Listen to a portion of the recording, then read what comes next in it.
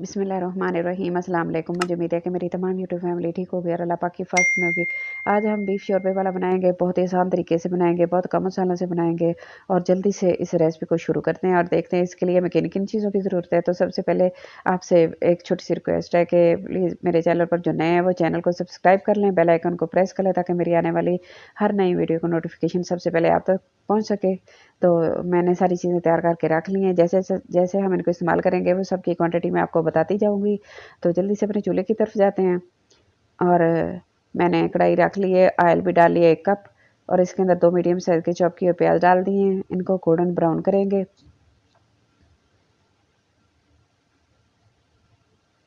तो please like share ज़रूर कर दिया करें, इससे कोई चार्जेस नहीं आते।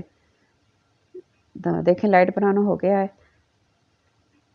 प्याज को हमने इस तरह कर लिया लाइट ब्राउन और इसके अंदर 1 टेबल स्पून अदरक लहसुन का पेस्ट डाल देंगे और इसको मिक्स करेंगे, 1 मिनट के लिए फ्राई करेंगे। सुरख मिर्च का पाउडर डाल देंगे 1 टीस्पून, हल्दी डाल देंगे 1/2 टीस्पून इसमें। तो कश्मीरी लाल मिर्च है वो 1/2 टीस्पून डाल देंगे। तो ये आप अपने हिसाब से, अगर आपके पास नहीं भी है तो आप ना डालिएगा, इसका कोई टेस्ट नहीं होता। थोड़ा सा पानी डाल देंगे, मिक्स करेंगे। तो मेरे पास पड़ी थी, ये मैं कलर के लिए डालती हूँ। इसके साथ ना गोश्त का जो होता है ना, सालन का कलर शोरबे का बहुत ही अच्छा आता है, रेड कलर का अच्छा आता है। तो 2 मीडियम साइज़ के चॉप किए प्याज टमाटर डाल देंगे इसके अंदर और 1 टीस्पून इसमें नमक है, उसमें मैं पानी डाल लिया, थोड़ा सा मिक्स कर लिया था, तो वो डाल देंगे और इसको अच्छे से मिक्स करेंगे और अच्छा सा मसाला बनाएंगे। मसाला जब अच्छे से भुन जाएगा तो फिर थोड़ा सा इसमें फ्रेश पुदीना डाल देंगे खुशबू के लिए, इस तरह साथ ही। तो इसको भी मिक्स करेंगे। इसका टेस्ट भी अच्छा आता है और ये ठंडा भी होता है और हाजमे के लिए बहुत ही अच्छा होता है।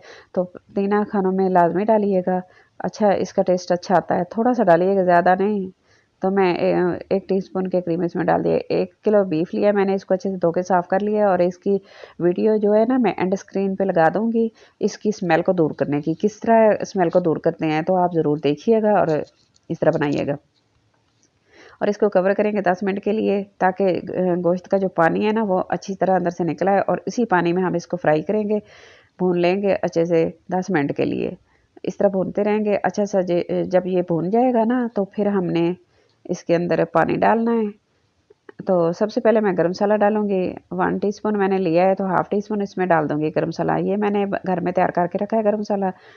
तो इसको अच्छे से मिक्स करेंगे इस तरह। और इसमें क्या-क्या चीज़ें डाली हैं गरम मसाले में, धनिया पाउडर है, ज़ीरा पाउडर है, छोटी इलायची, बड़ी इलायची, दालचीनी का टुकड़ा, लौंग, काली मिर्च और एक तेज़ पत्ता और इसके अंदर बादियान का फूल, जायफल, जावित्री, ये चीज़ें डाल के मैंने मिक्स कर लिया और थोड़ा-सा डाल दिया इसमें और 6 गिलास पानी डालेंगे।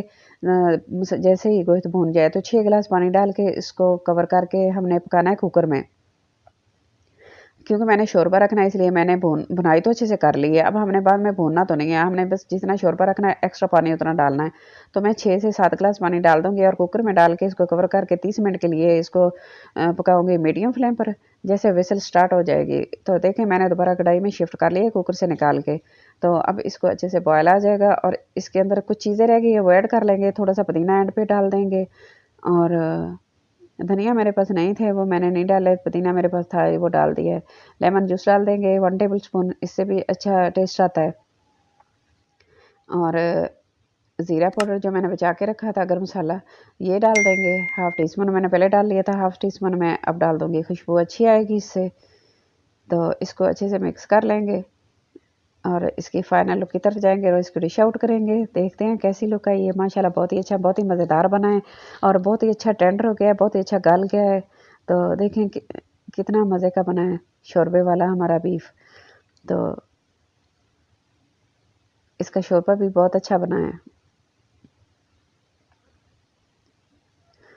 और अगर आप चाहें तो जैसे आपका दिल करता है आप अगर नान के साथ इसको खाएं, एंजॉय करें, नान के साथ भी इसको खा सकते हैं। तो मैंने ये रोटी बनाई है गंदम के आटे की, सुरख आटा जो घर का होता है ना वो उसकी रोटी बनाई है। ये बहुत ही अच्छी होती है, जल्दी हजम हो जाती है। तो इसके साथ ये मैंने बनाई है। तो देखें गोश्त भी हमारा अच्छे से गल गया है। तो अगर आप चाहें आपका करता है तो आप उसके साथ नान के साथ भी इंजॉय कर सकते हैं। जैसे आपका दिल करे आप वैसे आप किसी इंजॉय करें। तो चावलों चावलों के साथ, नान के साथ, रोटी के साथ तो बड़ा मज़े का बना है, बहुत ही मज़ेदार। और मुझे तो इतनी भूख लगी है ना, तो जल्दी से मैं तो इसको खा रही हूँ। ये आपके लिए, आप भी ज़रूर इसको ट्राई कीजिएगा मेरे तरीके से, कम मसालों से मज़ेदार सी रेसिपी। तो आज की मेरी रेसिपी अच्छी लगे तो प्लीज़ लाइक करना, शेयर करना, सब्सक्राइब करना। अपना और अपने घर वालों का बहुत सारा ख्याल रखना, मुझे अपने दुआ में ज़रूर याद रखना, और अपने घर वालों के लिए अच्छी अच्छी डिशेज़ तैयार करना मेरे तरीके से और कम मसालों से, और अपनी फैमिली का बहुत ज़्यादा ख्याल रखना, और अपने बच्चों के लिए बहुत ही अच्छी अच्छी रेसिपीज़ तैयार करना है इस तरह। तो थैंक्स फॉर वॉचिंग। अल्लाह हाफिज़।